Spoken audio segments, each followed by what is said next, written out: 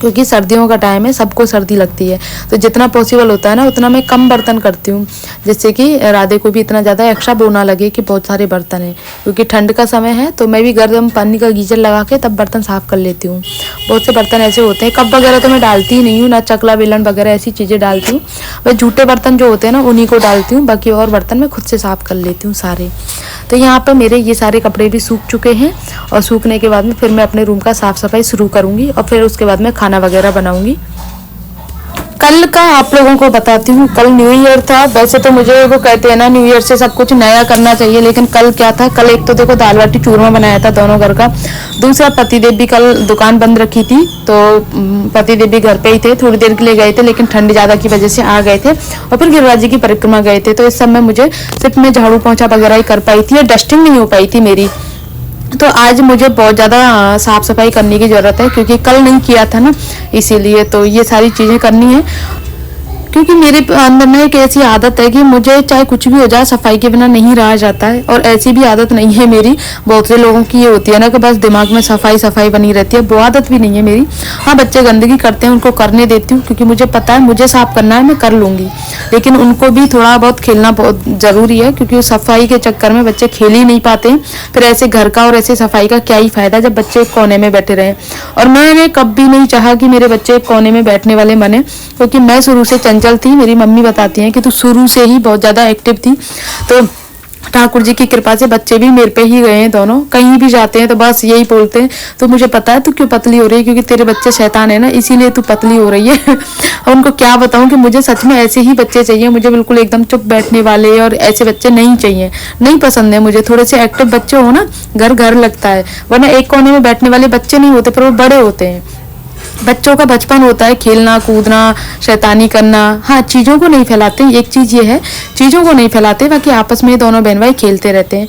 Toys ला के रख रखे हैं तो बालकनी में बैठ के खेल लेते हैं, या फिर ठंड ज़्यादा है तो मैं बेड पर रख देती हूँ, बेड पर खेल लेते हैं।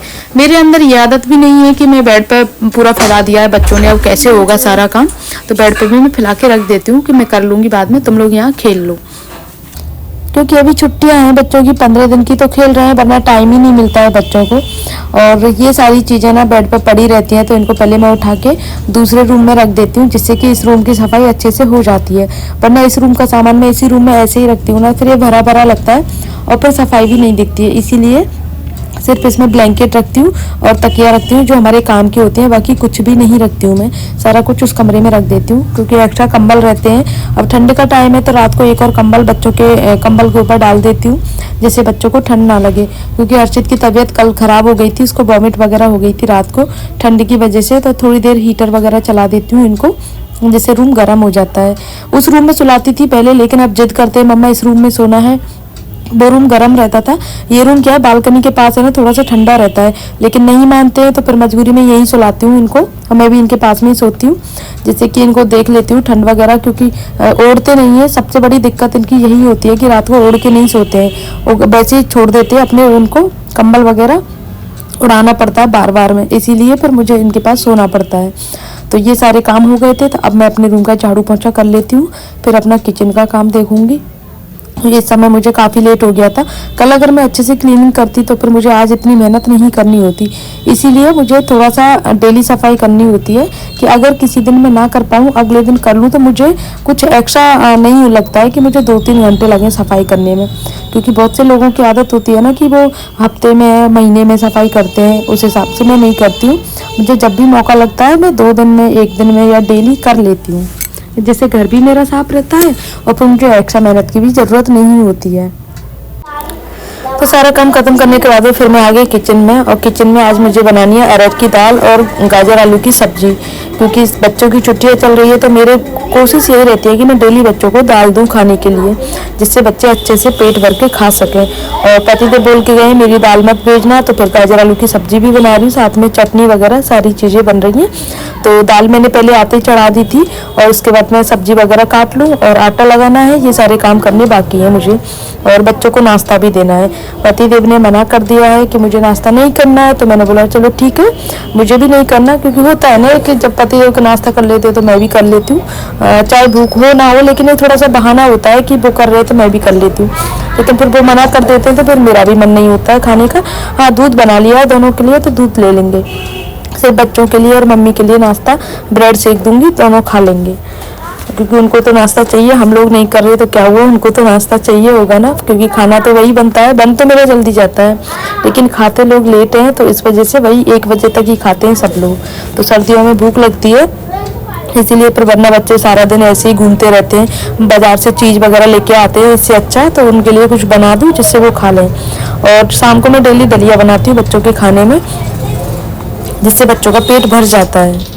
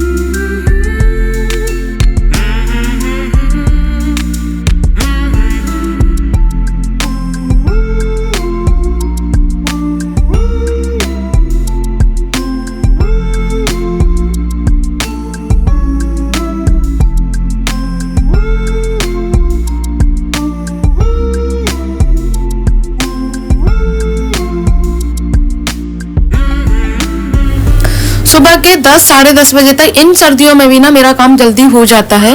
और अभी किचन की बात करूं मैं आपको, तो मेरा सिर्फ दाल में तड़का लगाना बाकी है, फिर ठाकुर जी को भोग लगाना है, और साथ में ही मैं बच्चों को खाना खिला दूंगी।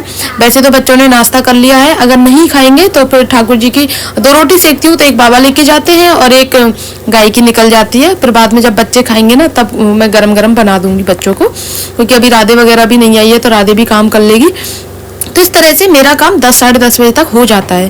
जो लोग कहते हैं ना कि काम नहीं होता है, इतने टाइम तक नहीं होता है, इतना कैसे पॉसिबल है कि 10 साढ़े 10 बजे तक काम हो जाता है, तो आप लोगों के साथ में ना सारी चीज़ें मैं लाइव दिखाती हूँ, और आप लोग देख सकते हो कि मेरा काम करने का तरीका भी और मेरा जल्दी काम कैसे हो जाता है। जबकि मेरे घर में 2 छोटे बच्चे भी हैं, प्लस 2 मतलब हम लोग बच्चों के मिला के मम्मी पापा हम लोग 6 लोग हैं।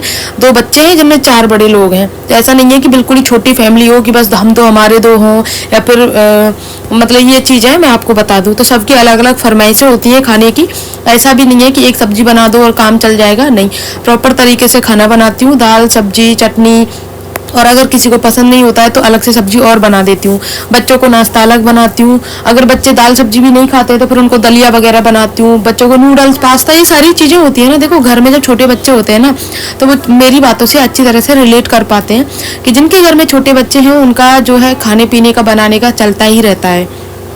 हाँ, पहले मैं आपको बात बताऊं, जब मेरे बच्चे छोटे थे उस टाइम पे मैंने बच्चों को कुछ भी बना के नहीं दिया था, क्योंकि मुझे पहले नॉलेज नहीं थी। स्वरा के टाइम की बात करूं तो बस सूजी वगैरह की नॉलेज थी। सूजी खाती नहीं थी, सूजी नमकीन सूजी खीर वगैरह बना के देती, उसको खाती नहीं थी। फिर मैंने दलिया बनाना शुरू किया, सिर्फ मैंने बच्चों को दलिया ही दिया है। बाकी बहुत से लोग वेजिटेबल का सूप देते हैं, मैंने एक बार दिया भी था, वो बच्चों ने नहीं पिया था। ओट्स वगैरह ये सारी चीज़ें नहीं खाते हैं बच्चे। तो हर बच्चे की अलग अलग कैपेसिटी होती है, हर बच्चे की अलग अलग चॉइस होती है। एक साथ में कंपेयर नहीं कर सकते कि वो बच्चे ऐसा खाते हैं तो तुमने बना के नहीं दिया, या ऐसा नहीं है। ठाकुर जी की कृपा से मेरे बच्चे ठीक हैं। उसका सबसे बड़ा रीज़न ये भी है कि मैं कुछ भी बाहर का बना के मंगा के नहीं देती हूँ बच्चों को, और घर पे भी नूडल्स वगैरह बहुत कम बनाती हूँ। लाइक बताऊँ आपको, हफ्ते में नहीं, हफ्ते तो नहीं, महीने में 2 बार बना देती हूँ, बस इस तरह से बनाती हूँ मैं। तो बस गाइस ब्लॉग को आज के को यहीं पर एंड करती हूँ। आई होप आप लोगों को अच्छा लगा होगा। अच्छा लगे तो प्लीज़ वीडियो को लाइक करना, शेयर करना, कमेंट करना। मिलते हैं नेक्स्ट ब्लॉग में, तब तक ले बाय।